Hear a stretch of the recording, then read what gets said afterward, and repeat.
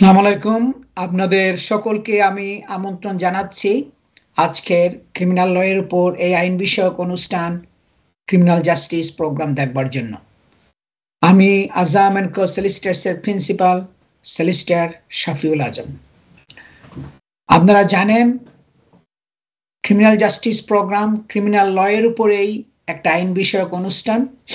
এটা প্রতি রোববার অনুষ্ঠিত হয় দুপুর 12:30 থেকে 2টা পর্যন্ত। আমি লাইভ প্রোগ্রাম করি এনটিভিতে এবং তার পরের দিন কাল সোমবার সকাল 9:30 থেকে 11টা পর্যন্ত এই প্রোগ্রামটা আবার পুনঃপ্রচার করা হয়, অর্থাৎ রিপিট দেখানো হয়। সুতরাং প্রতি রোববার দুপুর 12:30 থেকে 2টা এবং সোমবার সকাল 9:30 থেকে 11টা পর্যন্ত আপনারা ক্রিমিনাল লয়ের উপর এই আইন বিষয়ক অনুষ্ঠান ক্রিমিনাল জাস্টিস প্রোগ্রাম দেখতে পারেন। 2002 সালে আমি Azam and co solicitors farm প্রতিষ্ঠিত করেছি। দীর্ঘ সে অনেক বছর ধরে আমি শুধু ক্রিমিনাল লয়ের উপরে প্র্যাকটিস করে আসছি। আর আমার স্পেশালিজম হচ্ছে, আমার অভিজ্ঞতা, আমার এক্সপার্টিস হচ্ছে ক্রিমিনাল লয়ের উপরে। তাই এই প্রোগ্রামে আমি শুধু ক্রিমিনাল ল বিষয়ে আলোচনা করি। কনফিডেন্সিয়ালিটি ব্রিচ হওয়ার রিস্ক থাকে বলে, অর্থাৎ মানুষের ক্রিমিনাল কেসের বিষয়াদি টেলিভিশনের মধ্যে বললে এগুলো পুলিশবাদী কেস, পুলিশ প্রসিকিউশন করে, এতে অনেক প্রবলেম হতে পারে। আপনার কনফিডেন্সিয়ালি আপনার গোপনীয়তা কেসের ফাঁস হয়ে যাবে। যার জন্য আমি এই প্রোগ্রামের মধ্যে, লাইভ প্রোগ্রামের মধ্যে কোনো প্রশ্ন নিই না। আমি অনেকের কাছ থেকে প্রোগ্রামের পরে, আমার যখন প্রোগ্রাম শেষ হয় 2টা বাজে, ওর পরে আমি অনেকগুলো টেলিফোন কল পাই আমার অফিসের নাম্বারে। অনেকে আমাকে ফোন করে তাদের প্রশ্নগুলো, আমি চেষ্টা করি তাদের এই প্রশ্নগুলোর ঠিকমতো উত্তর দেওয়ার জন্য সবসময়। কারণ টেলিভিশনের মধ্যে আমি যে প্রশ্ন নিই না, এর জন্য আমাকে অনেকেই এটাকে অ্যাপ্রিসিয়েট করেছে যে আজম সাহেব এটা ঠিকই করতেছেন আপনি। টেলিভিশনের মধ্যে আমরা আমাদের এই কেসের ব্যাপারে টেলিভিশনে কথা বলাটা সম্ভব না। আমরা প্রোগ্রামের পরে আপনাকে যখন ফোন করবো, আপনার প্লিজ আমাদেরকে আমাদের কোয়েরিগুলোর আনসার করবেন, যেটা আমি সবসময় যখনই আমাকে ফোন করে আমি ওই কোয়েরিগুলোর আনসার করি। তাই আপনারা সবসময় আমাকে যদি কোনো প্রশ্ন থাকে সেটা প্রোগ্রামের পরে আমার অফিসের নাম্বারে ফোন করবেন। আপনারা আজাম অ্যান্ড কো সলিসিটার্সের ওয়েবসাইটে গেলেই আপনার টেলিফোন নাম্বার পাবেন। ওই টেলিফোন নাম্বারে আমাকে ফোন করলে আমি আপনাদের কোয়েরির উত্তর দিব। আমি সেই দীর্ঘ 25 বছর ধরে শুধু ক্রিমিনাল লয়ের উপরেই প্র্যাকটিস করে আসছি। তাই কমিউনিটির মেম্বারদের কাছ থেকে প্রতিনিয়ত বিভিন্ন প্রশ্নাদি আসে, আর সেই প্রশ্নসমূহের উপর গুরুত্ব দিয়ে আমি ক্রিমিনাল জাস্টিস প্রোগ্রামের আলোচনার বিষয়গুলো ঠিক করি। আজকের বিষয়ের মধ্যে থাকবে, একজনকে প্রথমে গ্রিভিয়াস বডিলি হার্মের জন্য অনেক বছরের সাজা দেওয়া হয়েছিল। ওর পরে যাকে সে মারছে তার ফর্মার পার্টনার, সে মারা গেছে। মারা যাওয়ার পরে তাকে মার্ডারের জন্য চার্জ করেছে। তাকে তখন লাইফ ইমপ্রিজনমেন্ট দেওয়া হয়েছিল। ব্রিস্টল ক্রাউন কোর্টের জাজের ছবি আপনারা দেখছেন। এই জাস্টিস স্টেসি আপনার সেন্টেন্স দিয়েছে এই ব্যক্তিকে, এবং সে অনেক বছর, প্রায় 34 বছর তাকে, মানে ম্যান্ডেটরি যেটা তাকে থাকতে হবে, ওর পরে সে বের হতে পারবে কিনা সেটা প্যারোল বোর্ডের উপরে নির্ভর করবে। I am going to talk about the general principles of criminal law in this program. Every case has its own facts, merits, and demerits. If you are facing a criminal investigation or concerned about something that involves the police, always seek advice from a specialist criminal defense solicitor.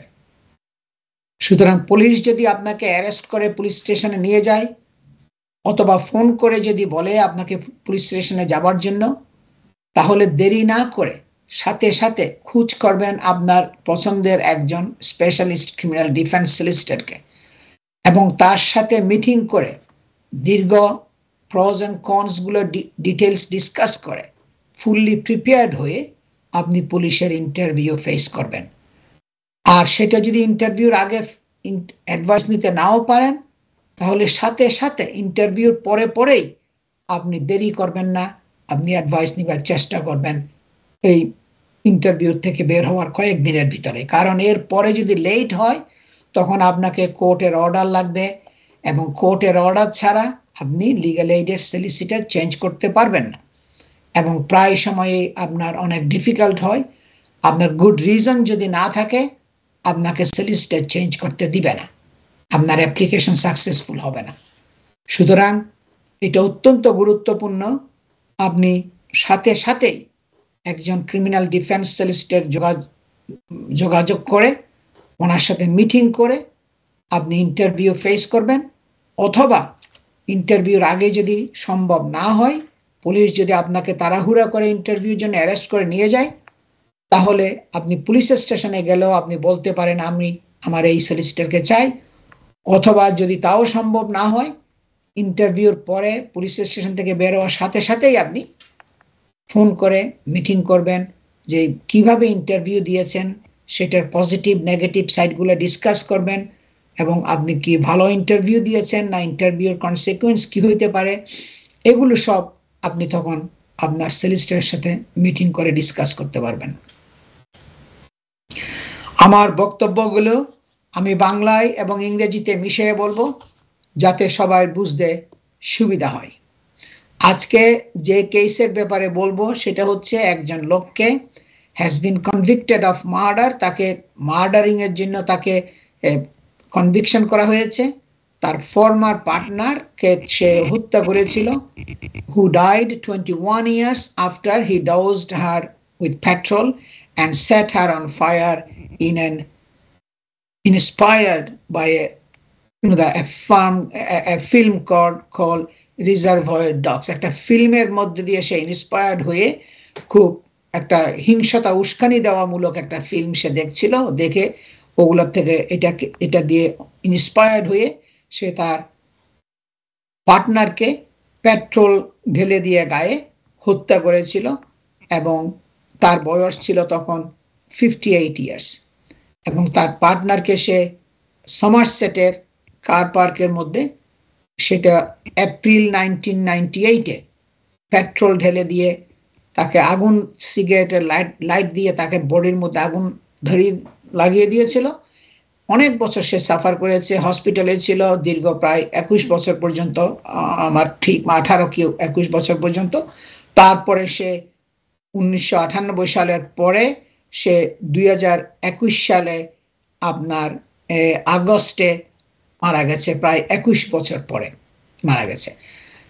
এই ভিডিওটা আপনারা আজকে দেখবেন। আমি control রুমকে request করছি আপনারা জাজের স্পিচটা এখন play করেন please.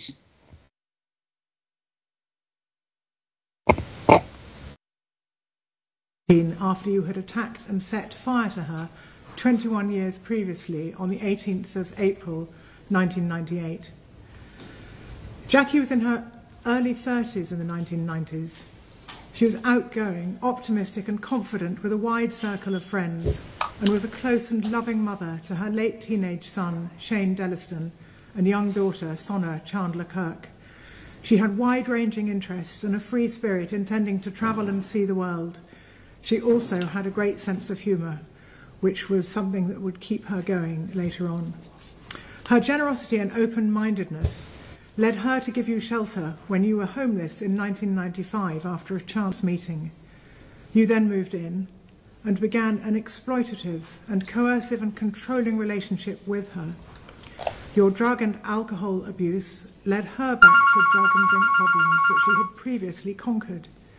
You were abusive and undermined her self-confidence as you became increasingly violent towards her. She became withdrawn from family and friends, and eventually Sonna, now aged around 9 or 10, moved in with Shane because of the intimidating and volatile atmosphere you created in her home. Jackie became too frightened of you to make you leave her house, and she had nowhere else to go. On one occasion, you cracked her cheekbone. On another, she was in hospital with a fractured jaw. On more than one occasion, you threatened to burn her flatbed. You frequently threatened to kill her. You repeatedly watched a scene from Reservoir Dogs when a young policeman is tortured in a chair before being set alight with petrol.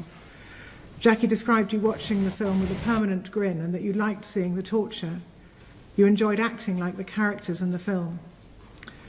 3 days before what proved to be the fatal attack in Weston-on-Supermare, when Jackie had refused to give you some money that she had in her bank account, you were violent and aggressive towards her, and even locked her in a Bath station toilet, railway station toilet.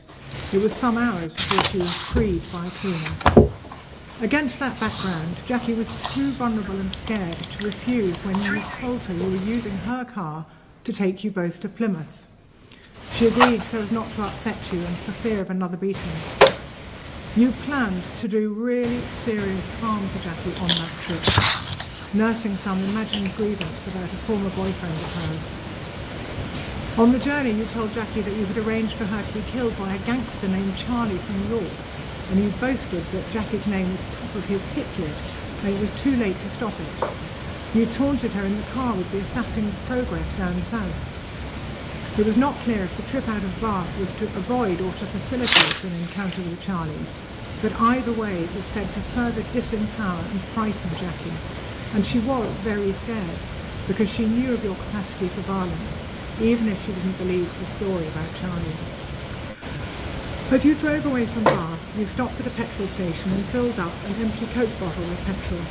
There was no need, the tank had enough petrol. It alarmed Jackie as she had never known you do this before, and she knew of your interest in fires. It reminded her of a previous occasion when you went into her bedroom when she was asleep, and you doused her and the bed with petrol from a metal can. It went over her face and upper body, and you said to her, "I'd just have to chuck a match and you'd go up." The journey diverted to Weston-super-Mare, and you became increasingly agitated and violent and repeatedly and forcefully struck Jackie while you were driving. Your mood was then calmer to begin with in Weston, and you both spent time on the beach and driving around and slept in the car overnight.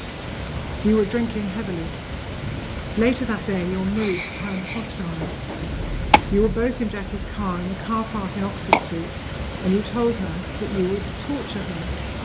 You were swearing and verbally abusing her, and you forced her to do and say what you wanted, to exert total control over her. You then punched her in the face, drawing blood.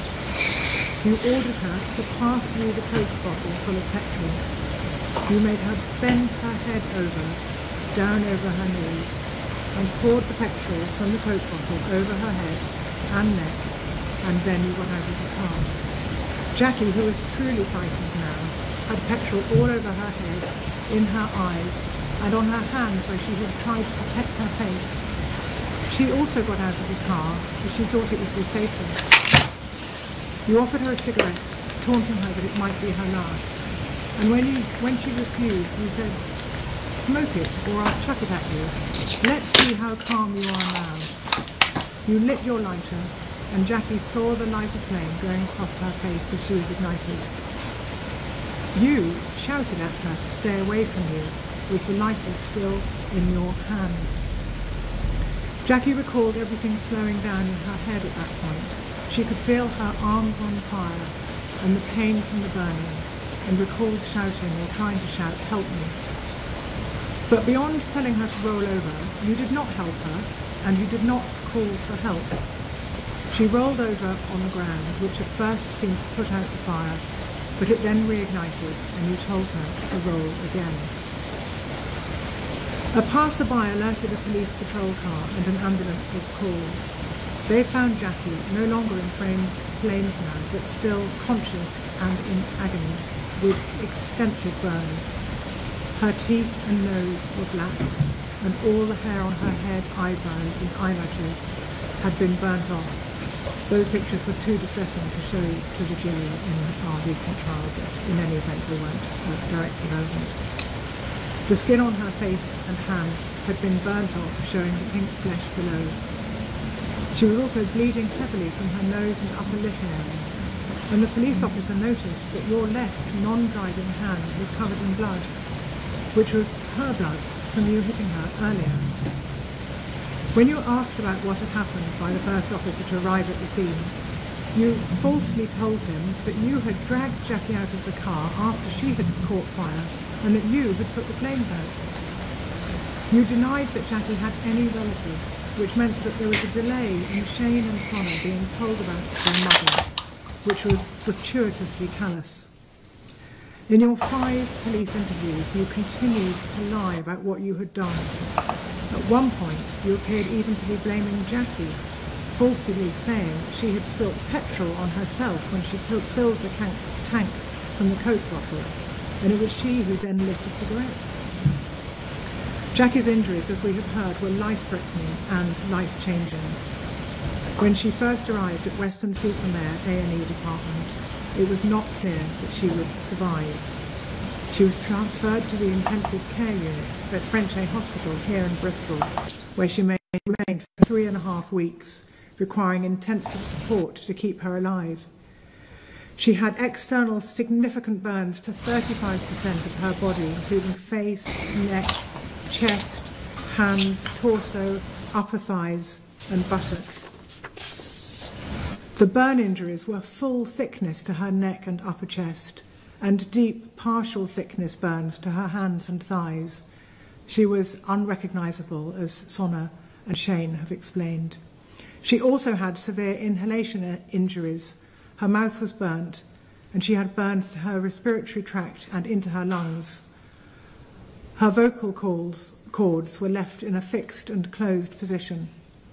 A tracheostomy was inserted on the 1st of May 1998, which allowed her to continue breathing, essentially bypassing her vocal cords, and it remained in place until her death. She required 14 operations, including skin grafts, and spent 8.5 months in hospital before being released on the 7th of January 1999. Initially, Jackie protected you, but after she learned of a second victim a year later, felt able to tell the police what you had done to her. You intended to inflict really serious violence and cause Jackie really serious harm on that road trip, and it was a planned and premeditated attack. Looking at the case today, I cannot be sure that you filled the Coke bottle with petrol specifically so that you could burn Jackie later and act out the scene from Reservoir Dogs. And I must therefore give you the benefit of the doubt on that point. But there is no doubt that you planned and intended to engage in a gratuitous, deliberate and monstrous attack on Jackie during that road trip, with whatever means at your disposal, and to intimidate her psychologically to cause maximum physical and mental pain over a period of days. In October 1999, Jackie described the devastating and life-changing effect the injuries have had on her, both physically and psychologically. You have heard her statement.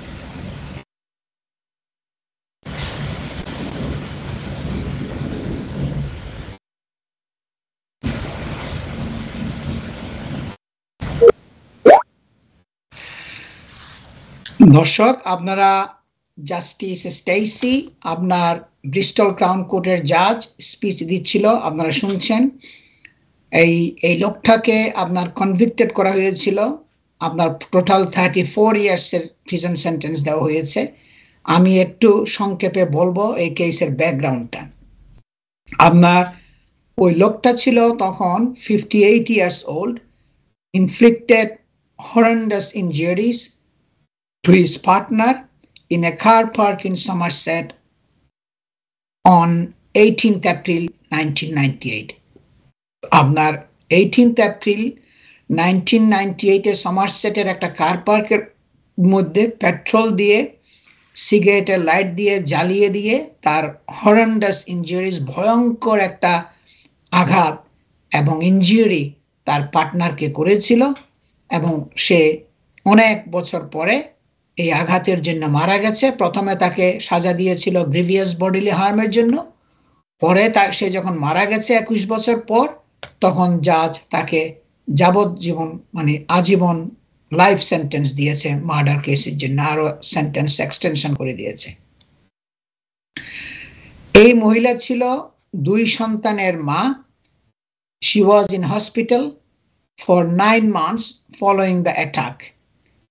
সে 9 মাসের জন্য হসপিটালে ছিল ওই পেট্রোলের ঢেলে দিয়ে তার গায়ে আগুন জ্বালিয়ে দেওয়ার পরে তার পুরা বডিটা আপনার বিধ্বস্ত হয়ে গিয়েছিল আগুনের আপনার জল সব ঝলসানো ছিল, সব জ্বলে গেছে এবং তার অনেক ক্ষতবিক্ষত বডি, প্রায় 35% অফ আর বডি আপনার সে আগুনে জ্বলে গেছে আপনার, এবং 9 মাস হসপিটালে থাকার পর সে মারা গেছে।